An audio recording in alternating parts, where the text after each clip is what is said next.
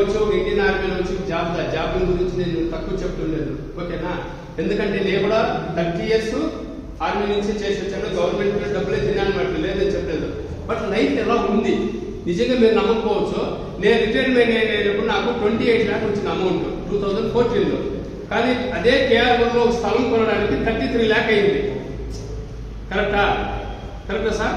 So మనము ఏమంటే job అని తక్కువగా చెప్పలేదు, జాబ్ చేసే వాళ్ళు ఎప్పుడు కానీ బిజినెస్ తో ఈక్వల్ చేయలేము సార్.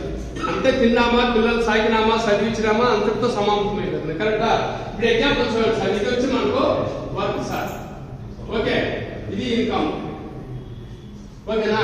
మనం జాబ్ చేస్తున్నాం చూడండి, 20, 30, 40, 50, ఓకే సార్, ఓకే.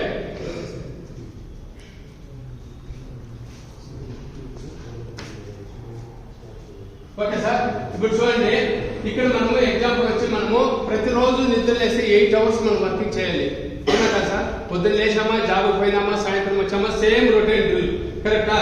మనకు ఎంత వర్క్ చేస్తే ఇన్కమ్ అంతే ఉందన్నమాట, కరెక్టా. లేదు మించిపోతే మనకు ఇయర్లీ వచ్చి ఇంక్రిమెంట్ ఇస్తారు, కరెక్టా. ఆ ఇంక్రిమెంట్ వచ్చి మనకి ఎంత ఇస్తారు?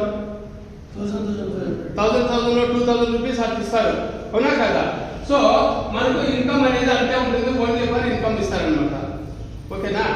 నెక్స్ట్ అదే చూడండి మనకి నెట్వర్క్ మార్కెటింగ్ సార్, ఓకేనా. మా నెట్వర్క్ మార్కెటింగ్ లో ఏముంటుందంటే ఇది వర్క్, ఇది ఇన్కమ్, ఓకే సార్. చూడండి మీకు ఫస్ట్ ఇయర్ వచ్చి ఏమైందంటే, ఓకేనా, మనకు వర్క్ అనేది ఎక్కువ ఉంటుంది, ఓకే, ఇన్కమ్ తక్కువ ఉంటుంది, అవునా కదా. అదే సెకండ్ ఇయర్ చూడండి ఇక్కడ 4 ఏళ్ళు, ఇప్పుడు వచ్చి మనం 50 వరకు చేయాలి, అవునా కదా.